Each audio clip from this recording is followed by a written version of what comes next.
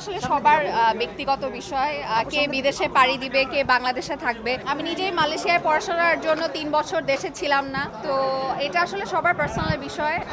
অনেকেই অনেক অভিমান থেকেই কাজ করছে না, যেমন আমারও কিছু অভিমান আছে। সবার একটাই প্রশ্ন, আমি কেন এখনো এন্ট্রি নেইনি ব্যাচেলার পয়েন্টে। আমি যখন এন্ট্রি নিব খুব ধামাকাদার একটা এন্ট্রি হবে, খুব জলদি। আমি কথা দিচ্ছি আমাকে দেখতে পারবো। আমার ইচ্ছা আছে আমি একটু টিভিসির দিকে, নাটকের থেকে আমি একটু টিভিসির দিকে বেশি মন দিতে চাই। আমার খুব মজা লাগে। ব্যাচেলার পয়েন্ট তো শুরু হয়ে গেছে, আপনারা সবাই জানেন, এবং খুব ভালোভাবে চলছে। অ্যান্ড সবার একটাই প্রশ্ন, আমি কেন এখনো এন্ট্রি নেইনি ব্যাচেলার পয়েন্টে। আমি একটু সময় নিচ্ছি কিছু পার্সোনাল রিজনে। অ্যান্ড আই বিলিভ আমি যখন এন্ট্রি নিব খুব ধামাকাদার একটা এন্ট্রি হবে ইনশাআল্লাহ। না, এই পর্বটা আমি নির্দিষ্ট করে বলতে পারছি না যে এই পর্ব থেকে আসবো, বাট আমি প্রিপারেশন নিচ্ছি। যেহেতু আমি লম্বা একটা সময় কাজ করিনি just because of bachelor point, so যেহেতু ব্যাচেলার পয়েন্টটা একটা ধামাকা দিয়ে শুরু করতে যাচ্ছি, সো ওইটার জন্য আমি একটু প্রিপারেশন নিচ্ছি। খুব জলদি আমি কথা দিচ্ছি আমাকে দেখতে পারবো। ব্যাচেলার পয়েন্টই নেক্সট সোফার।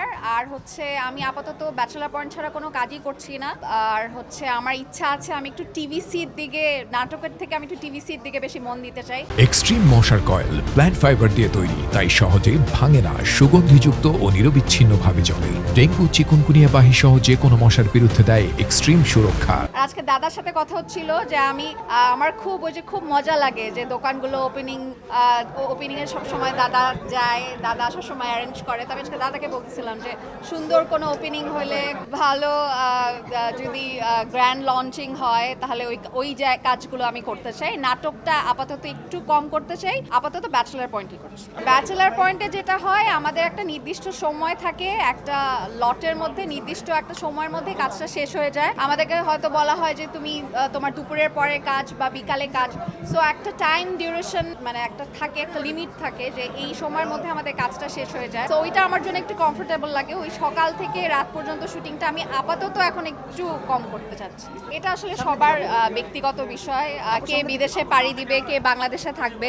আমি নিজেই মালয়েশিয়ায় পড়াশোনা করেছি। আমি নিজেই মালয়েশিয়ায় পড়াশোনার জন্য ৩ বছর দেশে ছিলাম না। আমি আমার পড়াশোনা শেষ করে, আমার মেজর শেষ করে আমি দেশে ব্যাক করেছি। সো আমি একটা লম্বা সময় ছিলাম না। তো এটা আসলে সবার পার্সোনাল বিষয়। আর কাজ কমে যাচ্ছে, বেড়ে যাচ্ছে।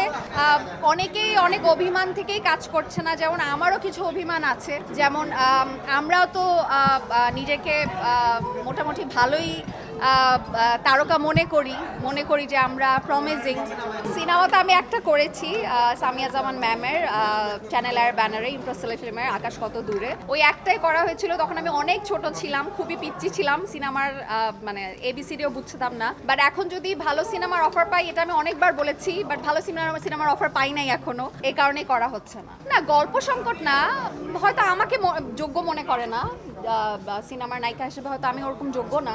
আমি টু বি ভেরি অনেস্ট, এটা আমি অনেক আগেও বলেছি, আমি ওটিটিতে কাজ করতে চাই। ওটিটির কাজ আমাকে সবসময় আমার খুব ফ্যাসিনেটিং লাগে। আমি সময় পেলেই চরকি দেখি, সময় পেলে হইচইয়ের কাজগুলো দেখি, আমার কাছে খুবই স্মার্ট কাজ মনে হয়। বাট জানি না কেন চরকি বা হইচইতে থেকে আমাকে এখন পর্যন্ত আমি কোনো ডাক পাইনি। সেটার মানে নির্দিষ্ট কোনো কারণও আমি জানি না, হয়তো আমাকে যোগ্য মনে করে না, যেটা আমি বললাম একটু আগেই।